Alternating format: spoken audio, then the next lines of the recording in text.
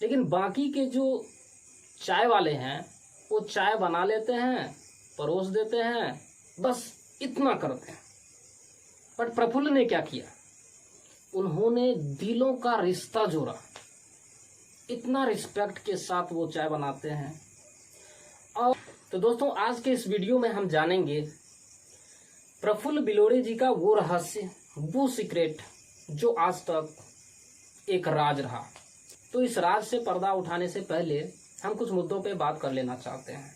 तो हमारे देश में लाखों चाय वाले हैं और आज तक के इतिहास में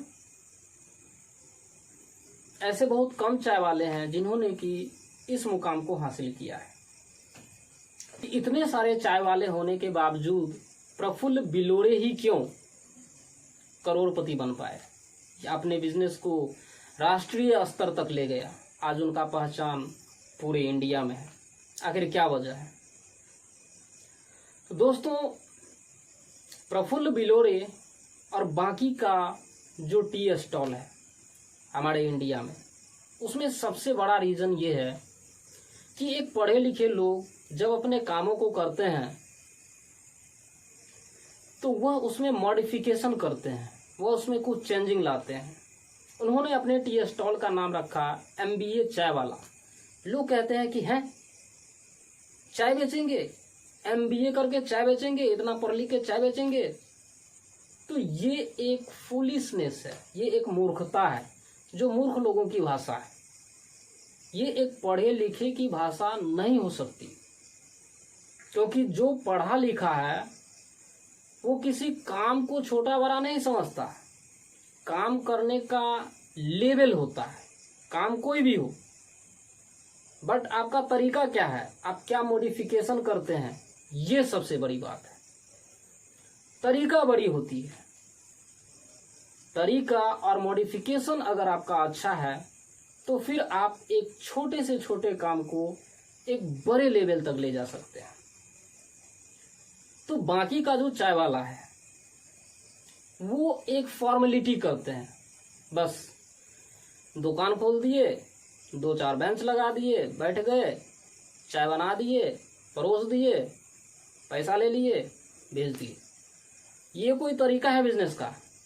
एक्चुअली बिजनेस क्या होता है कि आप अपने क्लाइंट को कनेक्ट कीजिए बाय हार्ट एंड सोल। अपने क्लाइंट से दिल का रिश्ता बनाइए।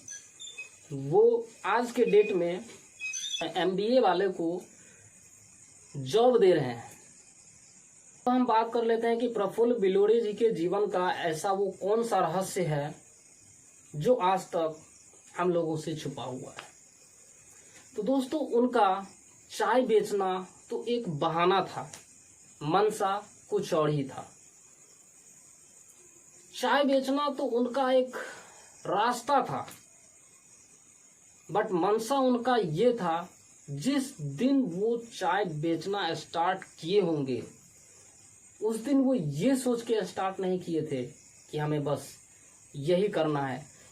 उन्होंने ये सोच के चाय बेचना स्टार्ट किया था कि हमें इसको एक बड़ी लेवल तक ले जाना है। क्यों? क्योंकि उनका सोच ही बड़ा था। वह कभी कमतर सोच ही नहीं सकते थे। उनका सबसे बड़ा जो सीक्रेट है, जो सबसे बड़ा रहस्य है, वो सोच ही एक बड़ा लेवल का है। बड़ा लेवल का सोचते हैं, बड़ा लेवल का बोलते हैं, और इसके साथ साथ वो डाउन टू अर्थ भी है।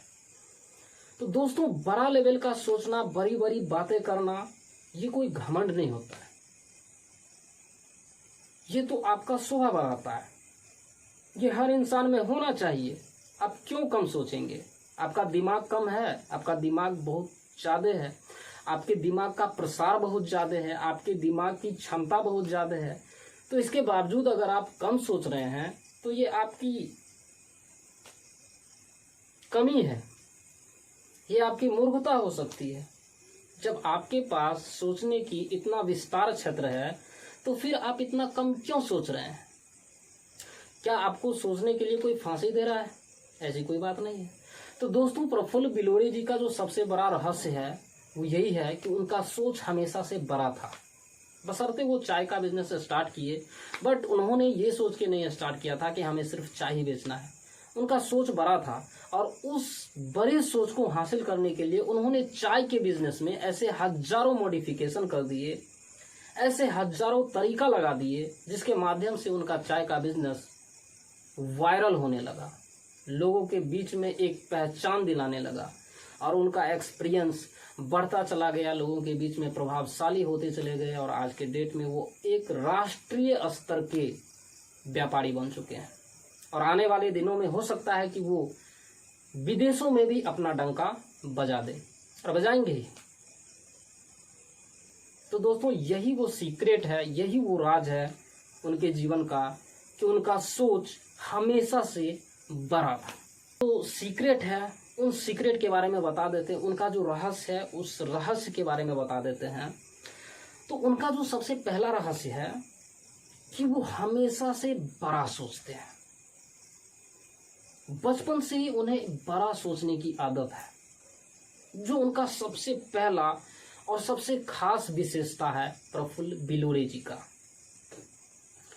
दूसरी सबसे बड़ी विशेषता है कि उन्होंने कभी ये नहीं सोचा कि क्या हम पढ़ लिख के ये काम करेंगे, इतनी छोटी काम हम करेंगे, तो ये भावना उनमें नहीं था। इससे ये साबित होता है कि वो कितना डाउन टू अर्थ है कि पढ़ लिख के भी अपने बैचलरों के सामने चाय का स्टॉल लगा दिए और चाय बेचना शुरू कर दिए। आज के पढ़े लिखे लोग कहेंगे कि हम तो मर ही जाएंगे, शर्मसार हो जाएंगे, जिंदा ही नहीं रह पाएंगे, डिप्रेशन में चले जाएंगे कि यार हमें चाय बेचना पड़ रहा है। इसीलिए इंडिया आज के डेट में इतना पीछे है। आप फॉरेन चले जाओ तो वहां के लोग ये नहीं सोचता कि काम छोटा है कि बड़ा, बस कामों में मॉडिफिकेशन करते हैं। तो दूसरी जो सबसे बड़ी बात है प्रफुल्ल बिलोरे जी का वो ये है कि वो डाउन टू अर्थ हैं और उनमें कभी घमंड नहीं है और वो छोटे से छोटे कामों को भी वैल्यू देते हैं, क्योंकि वो जानते हैं कि कोई भी काम छोटा नहीं होता है, कामों को एक लेवल तक ले जाया जा सकता है। तीसरी जो सबसे बड़ी बात है उनका कि कामों में मॉडिफिकेशन करते हैं, तरीका नया नया लगाते हैं। काम तो सब कर ही रहे हैं, कंपटीशन तो आया है ही, पर कंपटीशन को क्रैक कैसे किया जाता है ये वो अच्छी तरह से जानते हैं। उनका जो सबसे बड़ा विशेषता है वो ये है कि वो मार्केट का कंपटीशन कैसे क्रैक किया जाता है ये वो अच्छी तरह जानते हैं, कैसे एक मोनोपोली कायम किया जाता है ये भली भांति जानते हैं। यही वो वजह है कि आज के डेट में उन्होंने अपने बिजनेस को एक मोनोपोली बिजनेस बना दिया कि आज जहां तहां सिर्फ MBA चाय वाला का ही नाम है, सगरे तोहरे चर्चावा। तो कहने का मतलब यह है दोस्तों कि यही सब वो राज है जो प्रफुल्ल बिलोरे जी के रग रग में है।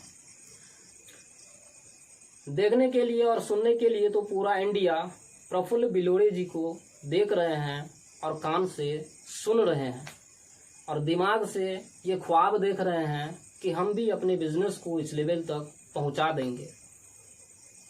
और ये सबके बस की बात है, ख्वाब देखना, आंखों से देखना और कानों से सुन लेना, ये सबके लिए पॉसिबल है।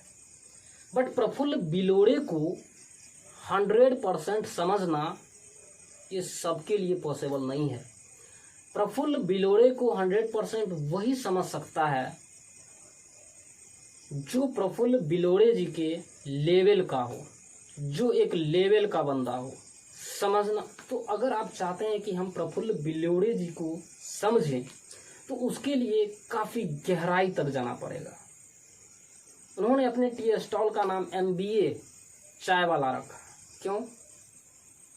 क्योंकि वो वाकई में एक MBA है और एक MBA एक छोटे से बिजनेस को एक बड़े लेवल तक ले जा सकता है। वैसे ही नहीं MBA चाय वाला है।